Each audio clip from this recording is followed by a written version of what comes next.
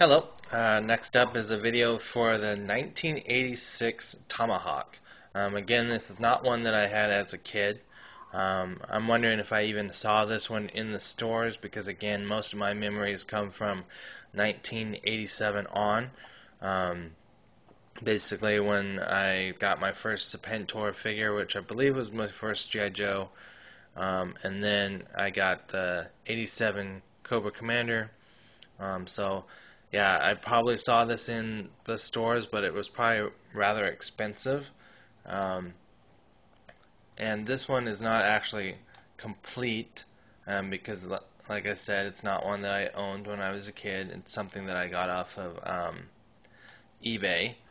And this one, if you guys own this one or anyone that happens to come across this video that owns this one, it'd be interesting to know what you guys feel about this. This one seems to be a vehicle that has quite a bit of love for it. It's kind of like, even though it's not as big as the Terradome or the USS Flag, there's just seems to be quite a bit of people that really love this vehicle. And I don't know if it's just because it was used quite a bit in the cartoon, if a lot of kids were able to get this, because actually I'm looking at the price that yojo.com gives this, and it says it was only $12.99. But again, that is 1986, so again, $12.99 would probably be what, $15 now, maybe even $20 now, with inflation and everything. I don't really know, but so yeah, I wonder why I just never got this vehicle. So anyway, some things that I hear can happen to this vehicle are the rotors up here. You have two of them, and they're off. I don't know if we're really off-centered, but there's one right here, and then the next one is right up here. So it's pretty good. They don't run into each other. I'm just not able to go all the way around because I have my computer right there. But so they go around, but I guess what happens is over time these things start to bend and get heavy. So I don't really know how easy they are to remove or if even people suggest you do that, but if you're able to, maybe a good idea every once in a while to have these taken off so they don't get that.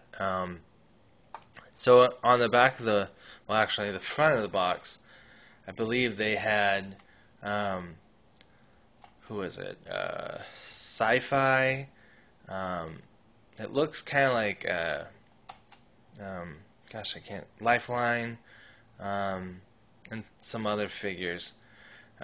Normally, for this one, even though I haven't really used it quite a bit, and actually, before we get on to that, I should show you guys the inside.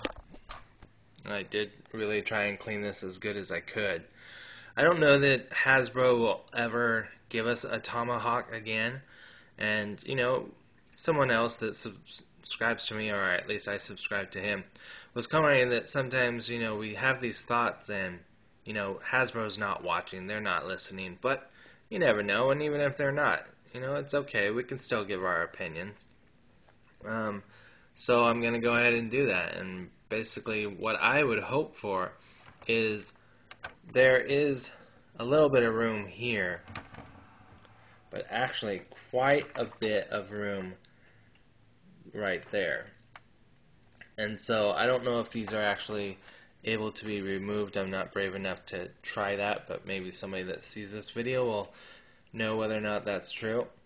So if you can remove these chairs, if you can really call them that, then that's cool. Again, the gun, I don't really think, but I wish these were removable, or at least pushed up a little more up there, because there's quite a bit of space. Let me see if I can even guesstimate. It looks like 3 or 4 inches worth back there. And then here, there's really, maybe an inch worth of room? So I would suggest somehow moving this stuff down, or making them removable or something, because even though it has this hatch in the back right there, I don't know, maybe that's just so that you could mimic your crew running out of it, but it'd be nice if, since they've got all that room, if you could actually roll some type of little vehicle or some equipment or something, because again, there's room back there, but getting back there, it's not that easy. The other thing I would think would be pretty cool is if we ever were to get a remake on a Thomahawk or anything close like it, is we'll open the cockpit and you have two more chairs, and we'll show you the controls here. Very nice that they go forward and then go up. Even though you're not going to really be able to use them, it's still a nice feature, I think.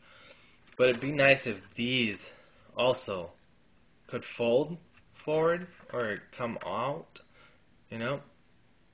and I know that they did that with the Night Attack chopper. The seats are able to move forward and backward, so those are just two things that if we ever do get a new Tomahawk, those are the features that I would be so happy if they included. Then again, because this is not mine that I owned as a kid, you do have 3 of these missiles, and maybe this is why it was sold, is because this side is missing all 3 of the missiles, so I'll either have to find a better Tomahawk or find those missiles. And then you also have these kind of missiles or bombs, but I believe they pull out. Let's put the camera down. Try to do that, because I think I've seen like an extra one of these lying around, because usually when you get something out of a lot, or people are just selling stuff, you end up with quite a bit of extras. So they do pull out. They don't fall down this way. You have to kind of wiggle them out that way. Plus this one looks like it's been put through the ringer, the peg. It's right there. So yeah, the crew on the box is different than the crew that I have. I put a version of Duke right here. He's usually in the pilot seat or passenger seat, and he does fit in there even though he's not a 80s figure. He's one of the newer ones.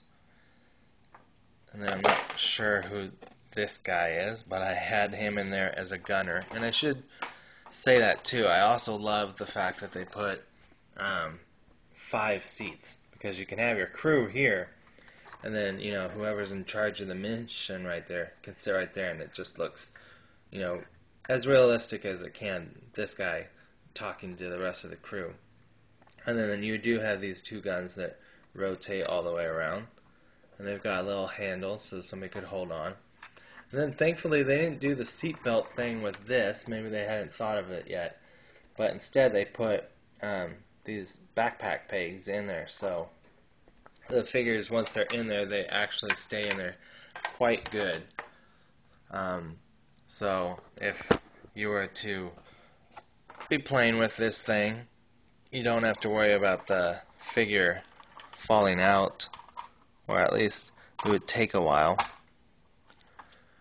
And then just like the box, I also put Lifeline in there. It just makes sense to me that this is kind of what I always picture as more of a vehicle that transports your figures or whatever, or takes your figures out of danger. And so it just always made sense, not only because he's on the box, I think, too, but to have somebody who is a medic.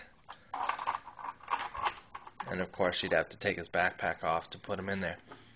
And then the other one I always love to have around, I think he's pretty well complete, is Scoop, because I feel like you would want, for whatever this is, taking people in or taking people out, maybe you want some quick views of the mission. So that's why I always have him. But anyway, that's some 10 minutes or so of the 1986 Tomahawk, and I hope you guys are all having a great day. Bye.